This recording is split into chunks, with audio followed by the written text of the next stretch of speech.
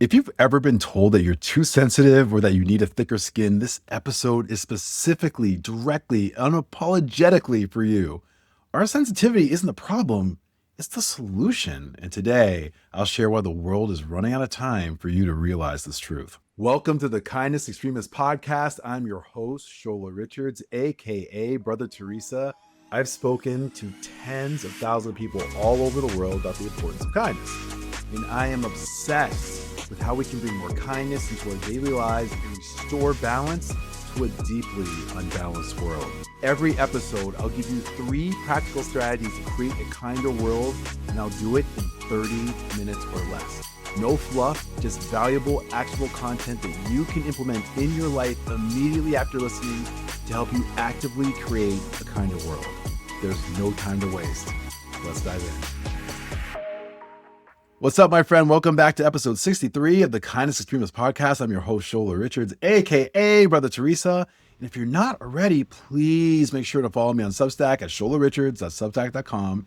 And if you're enjoying this podcast, please, the best way to support this work is to leave a rating and a review. Both are deeply appreciated. I want to start today's episode by asking you something, and I want you to be really honest with yourself when you answer it. At some point in your life, have you been told directly or indirectly that you're too sensitive? Maybe as a parent who said that with what they thought was loving protection, you're going to need a thicker skin if you want to make it in this world. Or maybe it was a coach or a teacher, a boss or a sibling. Maybe it was a cultural message that you absorbed so gradually by the time you're an adult, you couldn't even find the original source anymore. You just knew somewhere in your bones that feeling things deeply was something to be managed, minimize, and apologize for. If that resonates with you at all, this episode is for you. And I want to tell you right up front, I am one of you. I'm what researchers call a highly sensitive person, or HSP for short, which means that my nervous system processes sensory and emotional information more intensely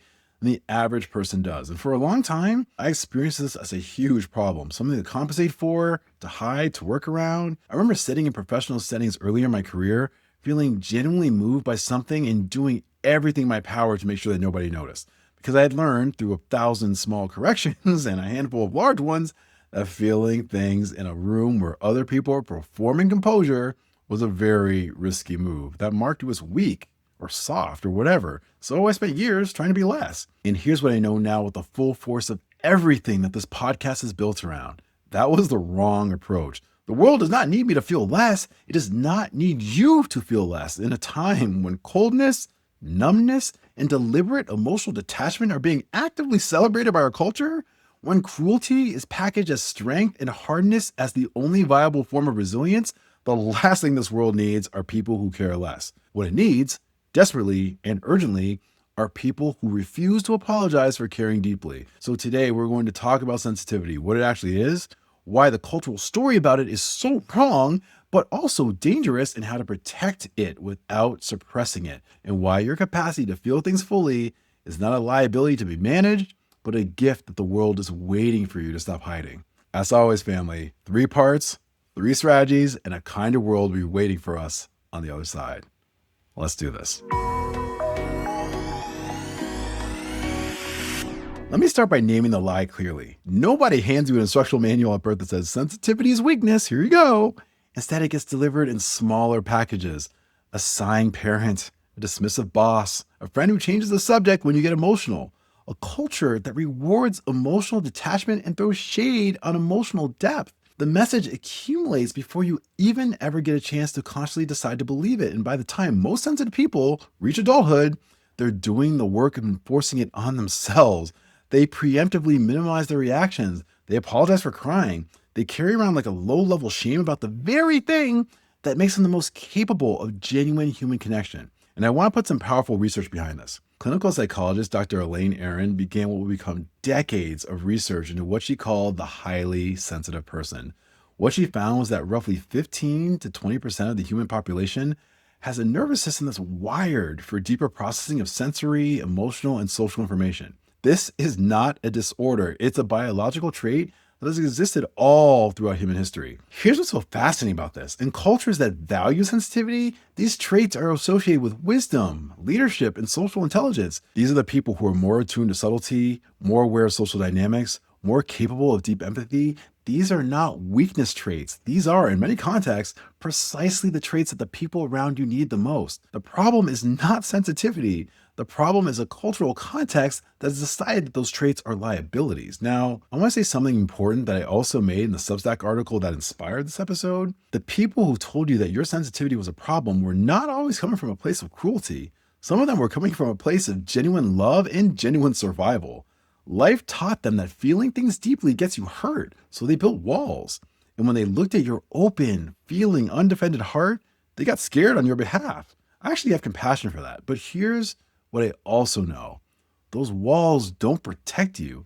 They just keep you numb and isolated from the very connections that make life worth living. The advice to thicken your skin, however lovingly intended, is advice to become less yourself in order to make other people feel comfortable with you. That is not wisdom, family. That is self-abandonment. I'm grateful, so grateful to be friends with a few highly sensitive people. I know people who cry at animal shelter commercials. I know people who lose sleep over argument between their friends. I know people who have an uncanny ability to walk into a room and immediately sense what is happening beneath the surface. Who's hurting, who's hiding, and who needed someone to notice them. And almost all of them have heard the same advice. Dial it back. Don't take things so personally. You're gonna get hurt. The world keeps telling them, actually telling us, that we're flawed, but we're not flawed. We're just different. But sadly, for the sensitive people who believe that there's something wrong with them, it caused them to perform a version of themselves that was less real, less present, and quite frankly, less powerful than they actually were. So here is your first kind of strategy of the episode. I want you to practice what I call the sensitivity reframe. So here's what it involves. I want you to make a list. And yes, you know, I love to make you write things on this podcast, but this is one of the most important lists you'll ever make. So write down every sensitivity trait that you've been told is a problem, the depth of your feeling, your tendency to be moved by things, your awareness of other people's emotions, your inability to just let things go, your habit of caring about the suffering of people you've never met. Whatever it is, just write them all down. Every single one that has ever been used against you or that you've used against yourself. Then next to each one, write the gift of that same trait, because every sensitivity trait has a gift. The person who gets their feelings hurt easily is also the person who knows when someone else is hurting before anyone else does. The person who can't stop caring about injustice is also the person whose caring has moved the needle on every meaningful positive change that this world has ever seen. The sensitivity reframe is not toxic positivity. It is an honest and deliberate reclamation of the narrative around who you are, because that narrative, as it's currently written, is wrong.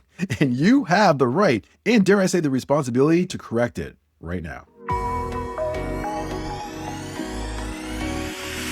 I promise you that I wasn't going to sugarcoat anything, so let me spend some time in part 2 being genuinely honest about the cost of feeling things deeply, because I think the sensitivity is your superpower message sometimes falls flat when it skips over the part of where being a sensitive person in this particular world that we're currently inhabiting is genuinely and sometimes brutally hard. Here's my honest experience. I mean, there are mornings when I wake up, check the news, and feel the weight of the world pressing down on my chest before I even had a chance to brush my teeth. There are days when the cumulative awareness of suffering, not just the headlines, but the specific individual suffering of people I know and love, sits so heavy that getting out of bed feels like an act of genuine will. And there's a social cost of feeling everything at full volume. I've been in professional settings where my depth of feeling was used as evidence that I wasn't serious enough. I've had people express surprise that I run a business, a successful one at that, because somehow the depth of my caring and the rigor of my thinking in their mental model was somehow incompatible. I share all of this because I think that the honest acknowledgement of these costs is itself a form of respect. You know your own experience. What you need is for someone to sit with you in the difficulty and help you to find a way through it that doesn't require you to be someone else. And here's the critical distinction that I want you to hold on to. There is a profound difference between protecting your sensitivity and suppressing it. Suppression says, this part of me is a problem, so I'm just going to shut it down. Protection says, this part of me is precious, so I'm going to take care of it. Those two orientations lead to completely different lives. Here's an example that I've seen many times over the years. There's a social worker who I'll call Jonah. He's like the type of person who had gone into that field precisely because he felt things deeply. For several years, that sensitivity was the engine of his work. He had almost a superhuman ability to connect with the people he served, to make them feel genuinely seen and safe. Then, a few years into his role as a social worker, The weight became unmanageable. The vicarious trauma, the relentless exposure to pain without enough space for recovery, the organizational culture that rewarded stoicism and treated visible emotion as unprofessionalism. Jonah responded the way that a lot of sensitive people do. He just started to shut it down and specifically told himself to become more professional, more detached, and leave it at the office. What happened was not that he got better at his job, he actually got worse at it. Because the thing is, he was suppressing the thing that made him who he was, the thing that actually made him exceptional. In its absence, he was technically competent, but no longer genuinely present. His clients could feel it, his colleagues could feel it, and Jonah was more miserable than he'd ever been. The problem was never his sensitivity. The problem was they hadn't learned how to protect it. And protecting it is exactly what I'm going to dive into in the second kindness strategy of the episode. I want you to build what I call your protection protocol. There are 3 components to this: rest, limit setting, and community. I want to get specific about each one. So first, your rest practice. If you haven't already, I highly recommend listening to episode 57 about rest as a radical act, because I went deep into this topic and it's one of my all-time favorite episodes. What does genuine restoration look like for you? Not passive numbing in front of a screen, but actual restoration of your nervous system. Solitude, nature, movement, creative expression, sleep, whatever genuinely refills you. What is one concrete thing that you will do this week to build this into your life? Write it down, put it in your calendar. Second, setting limits. Where in your life are you currently absorbing more than you can sustainably process? News consumption leaving you feeling hopeless? Social media usage is leaving you feeling drained and miserable? A specific relationship? A work environment that treats emotional awareness as weakness? Identify one specific limit you need to set in order to protect your capacity to keep showing up. And third, build community by finding your people who in your life generally celebrates your depth rather than tolerating it. Being 2 or 3 people, commit to investing more time intentionally in those relationships this month. If you can't name anyone, that information is important and urgent. Finding your people, a community, a friend group, a therapist, is part of protecting the most important thing that you have.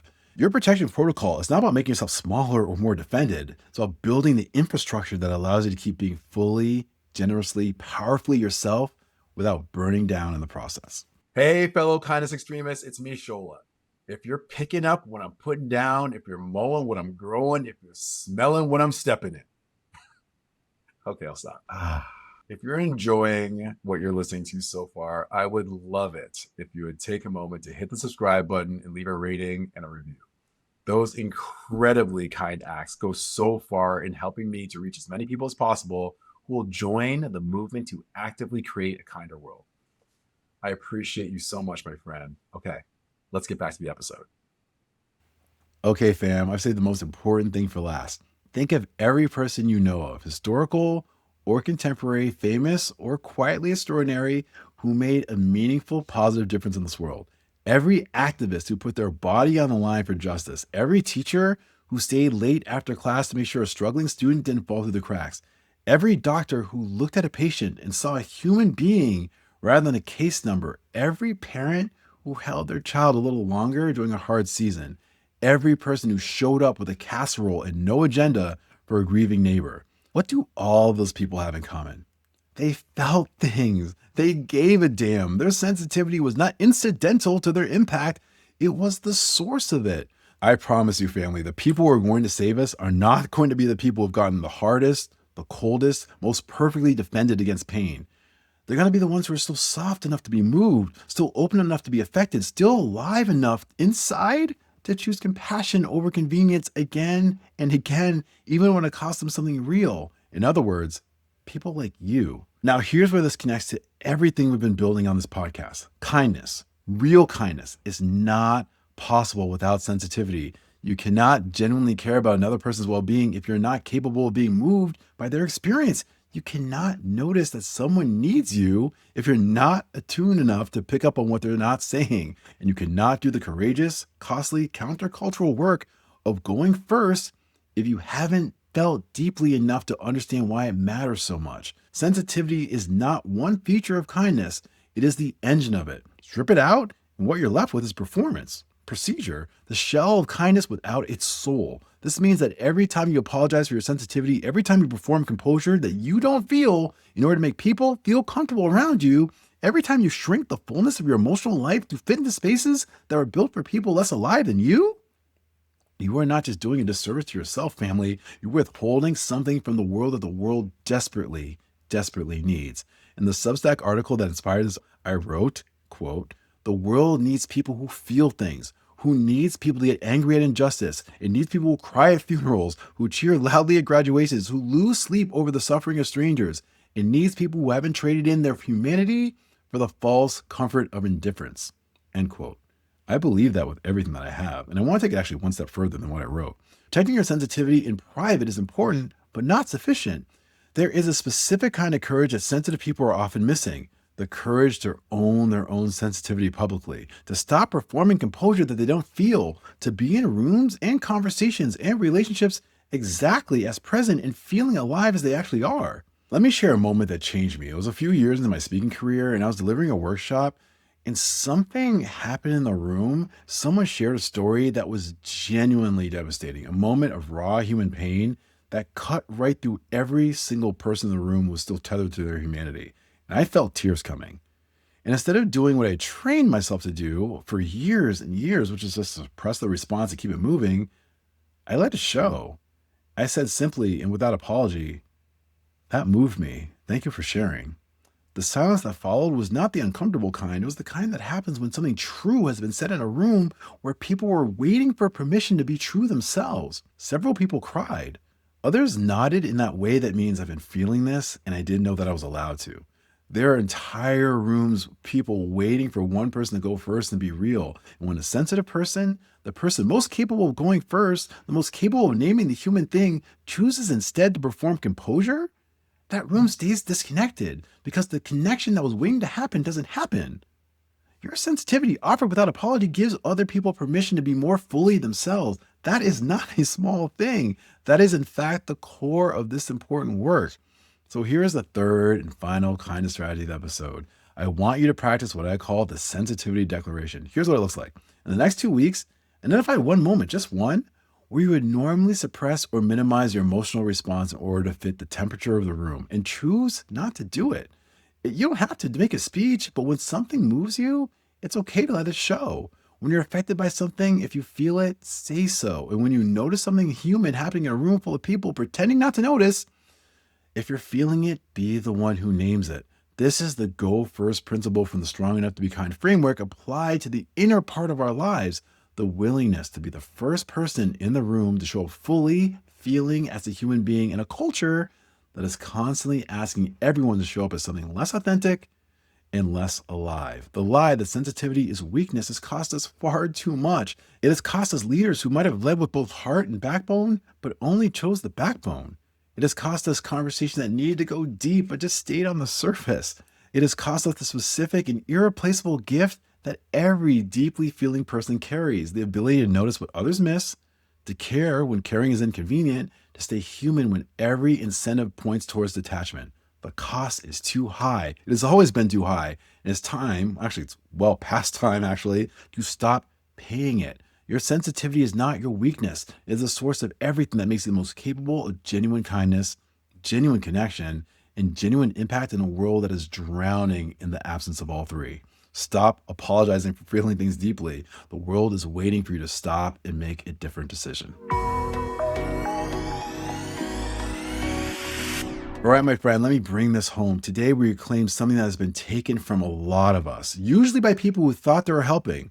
We reclaim the right to feel things deeply without shame. In part one, we named the lie, the cultural message that sensitivity is weakness, absorbed through 1,000 small corrections until the most sensitive people are enforcing it on themselves. We looked at Dr. Elaine Aron's research establishing sensitivity as a biological trait, not a deficit, and we introduced the sensitivity reframe, converting every sensitivity trait that's been used against you to the gift version of itself, because that gift version is a true gift itself. And then in part two, we got honest about the real cost of feeling everything at full volume, and we built your protection protocol, which includes intentional reset, limit setting, and building community. 3 specific practices for protecting, not suppressing your sensitivity so you can keep showing up with everything that you have.